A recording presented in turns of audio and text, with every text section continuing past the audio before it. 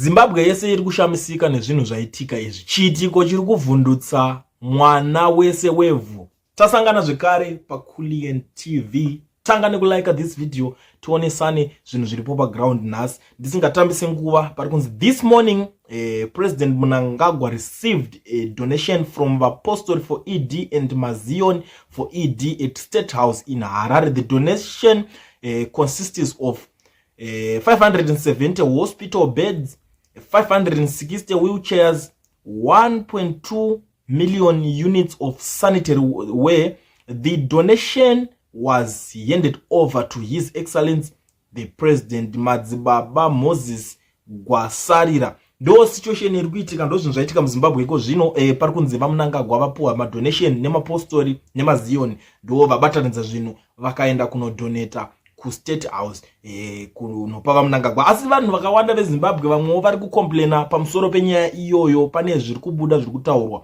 noti kuti vari kukomplaina kuti why vanhu ava vaenda kunopa, but ndiri kuona kutanga panapa ari kutaura achiti and him donated 90 twin cabs to chiefs for campaigning.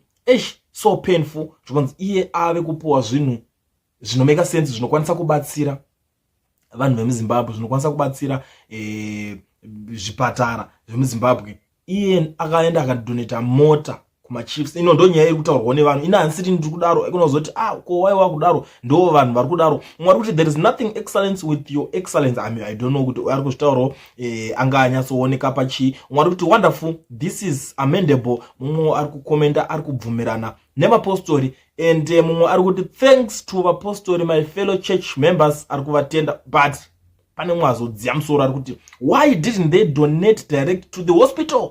Ndo pane nyaya yese papo hamadzadiwa. Sei vanhu ava vasina kuendesa zvinhu izvi direct kuzvipatara, so that pongozozikanwa mapostori madonata kuzvipatara, because apa kana makadonata muchidaro kune guna muna madonata kune munhu kakwete kune vanhu. Ndipo pari kunetsa nyaya yacho manje, madonata kune munhu kwete kune vanhu. Saka mangwana asokuona kuti anozobuda kuti chipatara chakadai ndakaisa zvakati ndakadai. So why? Because zvinhu zvakadonatwa kwa ari as an individual, kuti zvinhu zvadonatwa kwa ari iye munhu. Iye anozongotora zvinhu endesa. Ndozoona kuti papa Steve Masiwa pakadonata zvinhu kupari neatwa papa akangodonata ndobva atoendesa ikoko direct. Zvakazi Steve Masiwa atenga equipment yemari yakadai ndobva atoisa. Ndokuti adonata kuvanhu. But itori nyaya yakatosiyana kuti zvinhu zvese vanotanga vada kunyatsoratidzana kuti tatoya takakupai mukuru zvinhu izvi oitorai. Pakaoma but as for Mazion vakambodonetwa ka million pipe yana chivayo. Nyaya dzimwe dzinenge dzichingotaurika mumastreets imomo. Saka hapana kuti nyika vanenge vakungoti kandiro kanoenda kunobva kunji kunobva kamwe. I don't know kuti kuState House kune hospital iriko here kuti vanobva vodonata, but vaita zvinhu zvakanaka. But chinhu chikurwadza ndechekuti why vazoendesa zvinhu izvozvo kuState House chete. Ndo pane nyaya. Otherwise thanks mapostori ndo zvekutaurwa nevanhu. Muri yeZimbabwe ndangondidarike nepanapa ndichikuzivisai zvinhu zvinenge zvichiitika. Munoziva kuti inini andinonoke, ndinogara ndichida kuti muzive zvinhu zvese zvinenge zviripo paground.